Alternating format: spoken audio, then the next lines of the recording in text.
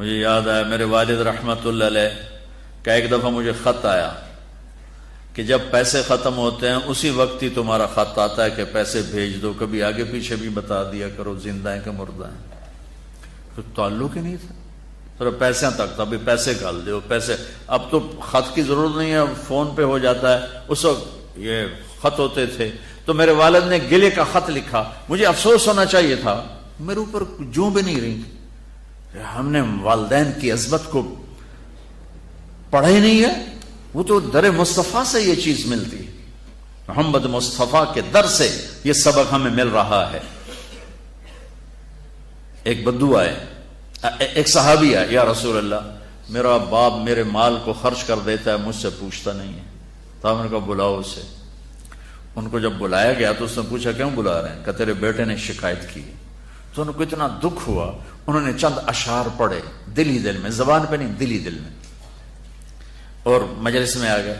جب پہنچے دربار رسالت تو جبریل آئے ہوئے، یا رسول اللہ اللہ تعالیٰ کہہ رہے ہیں اس کا مسئلہ بعد میں سنیں، اس سے کہیں وہ شعر سنا جو تو نے بیٹے کے گلے میں کہے ہیں، اور اب تیری زبان سے ادا نہیں ہوئے پر تیرے اللہ نے سنے۔ تو آپ نے اس سے فرمایا اچھا بھائی تیری گل تو میں بعد میں سنوں گا، تو پہلے میں نے شعر سنا۔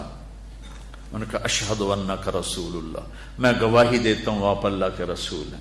یا رسول اللہ میں نے دکھ میں چند اشعار زبان سے نہیں دل ہی دل میں دہرائے تھے، اور آپ کے رب نے عرشوں پہ سنا، واقعی آپ کا رب بھی سچا اور آپ بھی سچے۔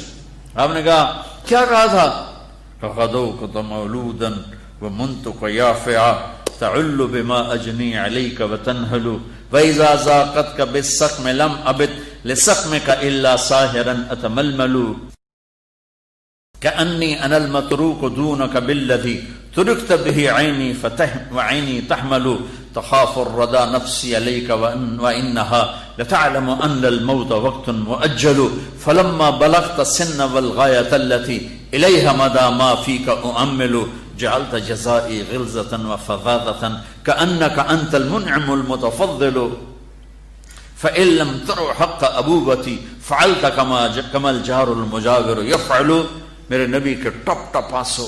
کہا میرے بیٹے جس دن تو پیدا ہوا ہم نے اس دن اپنی ذات کے لیے جینا چھوڑ دیا، ہم نے تیرے لیے زندگی کا سفر شروع کیا، تجھے ٹھنڈی چھاؤں میں بٹھانے کے لیے گرم ہواؤں سے لڑا، تمہیں ٹھنڈی ہواؤں سے بچانے کے لیے برفانی راتوں میں کام کیا، تیری ایک مسکراہٹ دیکھنے کے لیے ساری ساری رات تڑپا، ساری ساری رات اپنے آپ کو کوہلو کے بیل کی طرح اپنی ساری جوانی کا رس نچوڑ کے تیری ہڈیوں میں ڈال دیا۔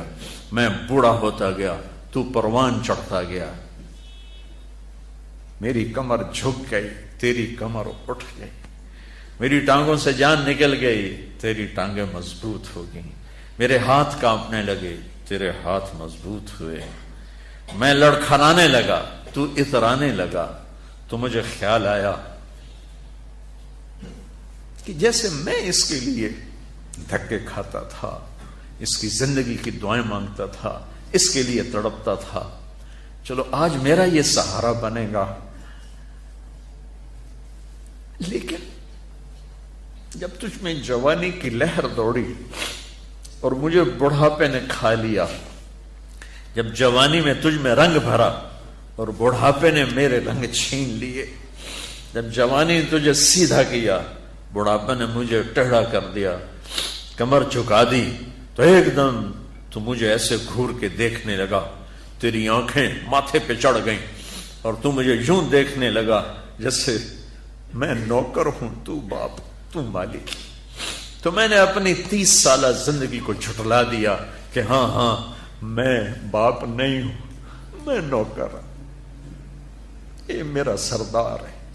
اگر یہ بیٹا ہوتا تو یوں تو نہ کرتا، اس نے میری راتوں کے تڑپنے کو بھلایا، میرے گرمی سردی سے لڑنے کو بھلایا، کولو کے بیل کی طرح میرے چکر کاٹنے کو بھلایا، اپنی خوشیوں کو دفن کر دیا اپنے سینے میں، قبرستان بنا دیا اپنے سینے کو، اپنی خواہشات کا اور اپنی خوشیوں کا اور آج تو مجھ سے ایسے بات کرتا ہے جیسے میں نوکر ہوں اور تو میرا آقا ہے. اچھا میرے بیٹے، میں نوکر صحیح، تو سب، پر میں تیرا پڑوسی. تو بندہ پڑوسی سے پوچھ ہی لیتا ہے کیا حال ہے، کوئی ضرورت تو نہیں، اتنا ہی پوچھ لیتے.